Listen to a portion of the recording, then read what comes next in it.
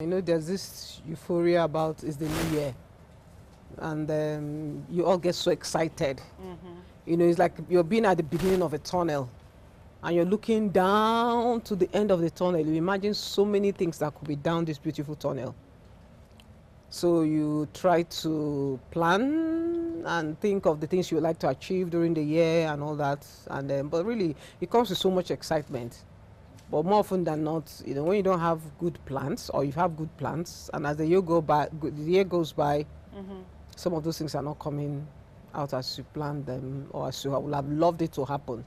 You get disappointed. But by and large, I think for me and for every other person, the new year comes with so much expectations, and you hope and wish and plan that you always have this thing. It's going to be better than last year. You're always going to be better than last year. How does it work for you, Chukwuma? Well,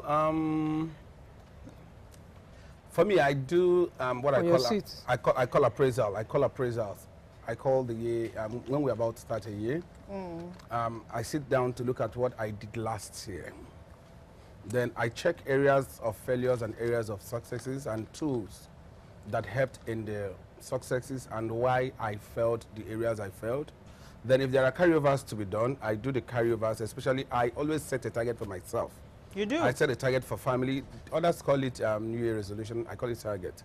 I set a target for family. I set a target for my spiritual life. Then I set a target for money. I always want to have a particular amount of money. I would have been surprised yes. if you didn't say the money part. I always have a particular amount of money. I always say, okay, I'm going to work towards saving this amount of money.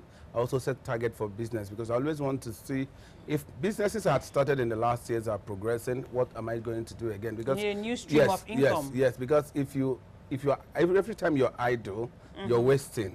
And if you don't give yourself challenge, rather, you'll be idle. And what I do is that my target sets my pace. I keep looking at my target and I keep working. And I follow it like someone is watching me. I go to the book and I ask, okay, I said from January to March, this is what I'm going to do. Sometimes it doesn't work January to March. What I intend to do in March, I might do in December. What I intend to do in December, I might find myself doing in January.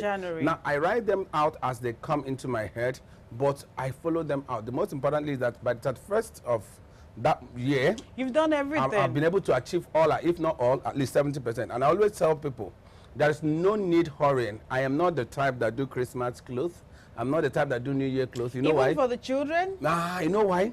It gives us, I'm not always under pressure because 25th December 2020 has given us a notice. So everybody knows that today is 1st of January 2020.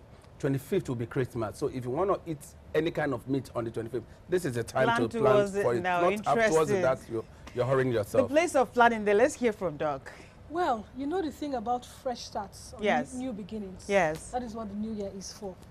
For me, and I expect for a lot of people, based on what Jidek and Chooks have just said. Yeah. So for me, the new year is the time to press the restart button, clean the slate and start afresh, right? Take stock of what happened the year before and make plans going forward.